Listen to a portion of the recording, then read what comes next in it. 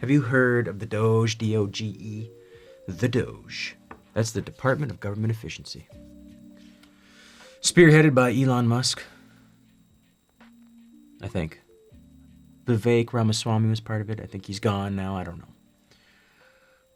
I don't pay too much attention, but I do know what's going on. I'm a fairly informed individual. That's why I'm bringing you this story about government waste, fraud, and abuse. Here it is. You ready? Are you ready? Are you even? I have so much trouble with this iPad. Figuring out how to... There we go. Senate D.O.G.E caucus takes aim at $1.8 billion government fund for candy and comic books, amongst a bunch of other stuff. Purely propaganda.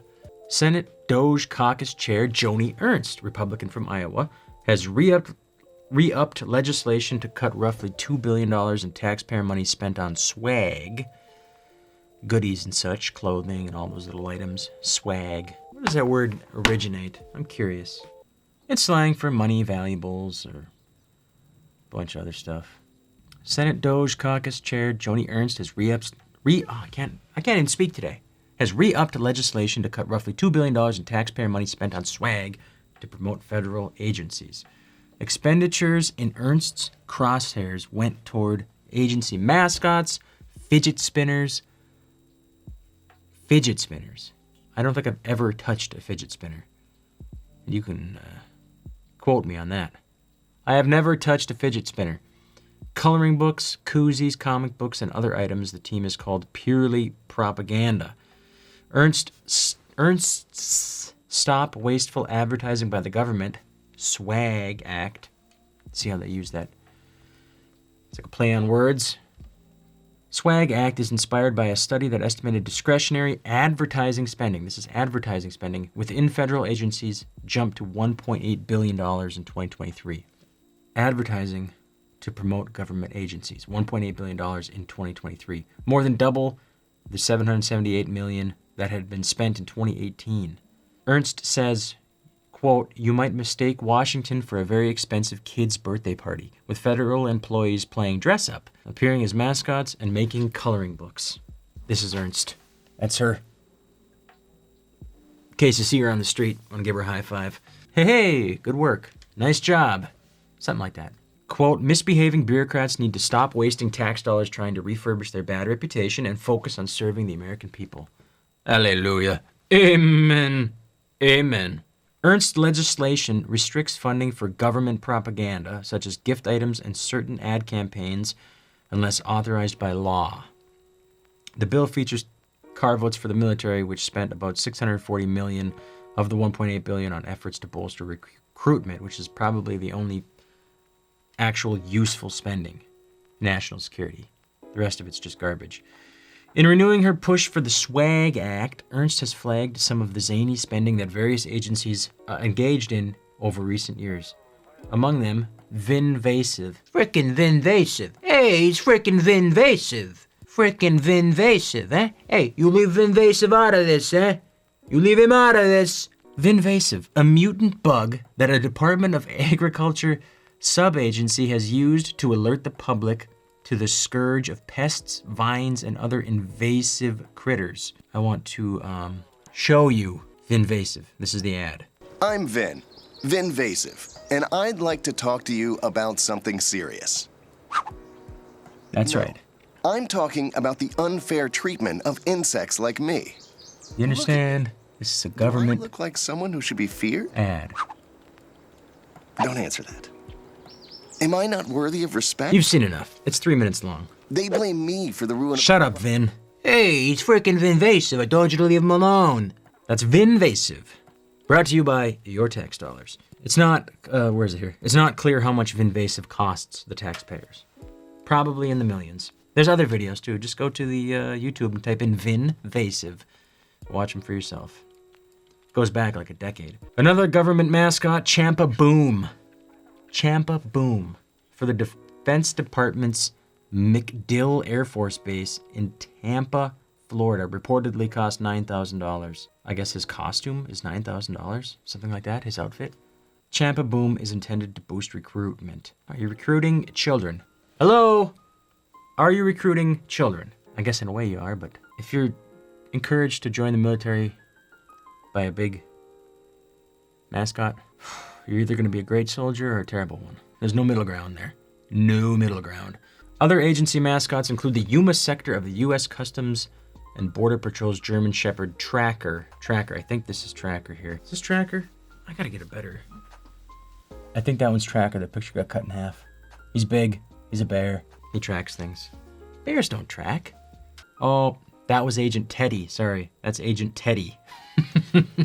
That's not Tracker. Where am I here?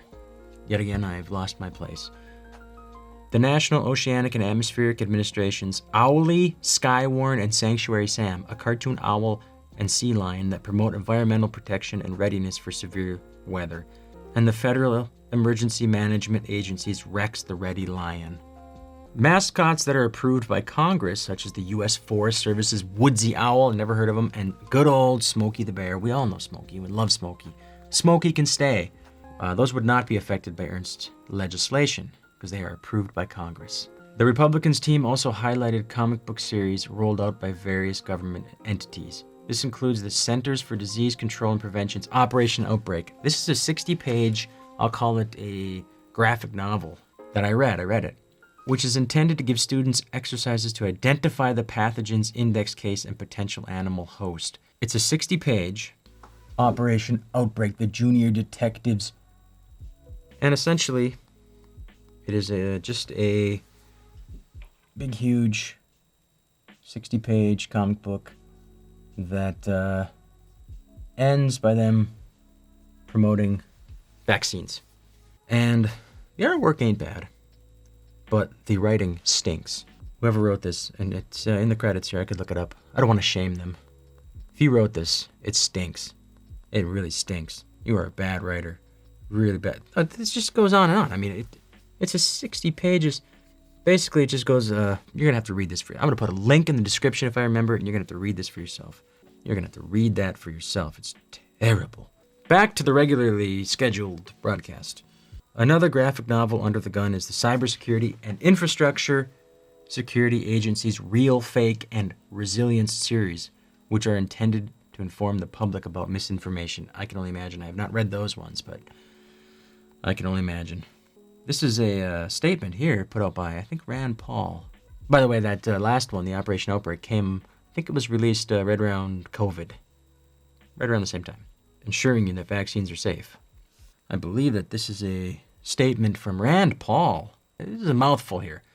The Cybersecurity Infrastructure Security Agency, CISA, the Department of Homeland Security, DHS, agency that made itself the arbiter of misinformation during the COVID pandemic, created a series of graphic novels called the Resilience series to help educate the public about misinformation. There is nothing comical about wasting taxpayer money to justify censorship of constitutionally protected speech. I agree. The first in the series was called Real Fake and featured a foreign operation created to spread misinformation about a U.S. senator and impact U.S. elections. Misinformation is not a joke, but it is especially not funny when bureaucrats in the federal government are determining what is and isn't considered misinformation, all under the guise of protecting Americans. That's right. I'm going to have to read that one. It goes on. There are government coloring books like DHS's Jobs We Do, in which children can color in workers performing various gigs at the department. Mind you, this is paid for by tax dollar money. These coloring books. This resource was created for the children of Department of Homeland Security personnel to highlight the work their parents and loved ones performed each day to protect the United States. It's for their kids. Hey honey, here's what I do at work. Play with this coloring book. The Interior Department's Bureau of Land Management also has a coloring book for its mascot, which features bats and caves. Bats and caves. Other swag that could go bye-bye include items like blankets, buttons, cups, hats, tote bags, trading cards, stress balls, stuffed animals, jar grip openers, and more. All that crap. Probably like Pez dispensers, anything you could think of. Anything, I'm sure. Ernst's D.O.G.E caucus plans to work with billionaire Elon Musk's Department of Government Efficiency in rooting out waste and bloat across the government. God bless him. God bless that man. The Hawkeye State Republican has already introduced a number of bills and reports to highlight some potential areas for trimming. Get this, one report from her office that was released last year concluded that a meager 6% of the federal workforce report in person on a full-time basis. President Trump has since signed an executive order directing agencies to return to in-person work 5 days a week. Yeah, only 6% were showing up full-time. The waste, fraud, and abuse continues. But hopefully not for much longer. Get Elon in there. The D.O.G.E. All hail the D.O.G.E. All hail the D.O.G.E. All hail the D.O.G.E. I'll work on that. I'll get a better chant together. I think I can come up with something a little better than that. D.O.G.E. D.O.G.E. D.O.G.E. He's our man. If he can't do it, no one can. Doesn't make sense, though. It's not a man. D.O.G.E. D.O.G.E. That's our thing. I don't know. I'll work on it. I think I'm going to have to talk more and more about this because it's so ridiculous. The waste, fraud, and abuse, billions of dollars. This is just one little. There's probably hundreds of billions of dollars of waste, fraud, and abuse. Trillions. Maybe not trillions. Well, who knows? Honestly, who knows? I'm going to dig deeper into this. I'm going to dig right into this. I'm going to dig so deep it buries me. If I have to. And I will. I think I do have to. I was upset when I started reading the story, but now I'm enlightened. Hopefully the D.O.G.E. can really get in there. Look at this picture they use. Sir Elon. I call him Sir Elon. I don't think he's knighted, but it doesn't matter. I'm Sir Matt. You call me Sir Matt from now on. I just gave myself that title. It's all. It doesn't really matter, see. Titles are made up. Sir Matt. I am Sir Matt. You shall call me Sir Matt. Alright guys, thanks for watching. See you on the next one.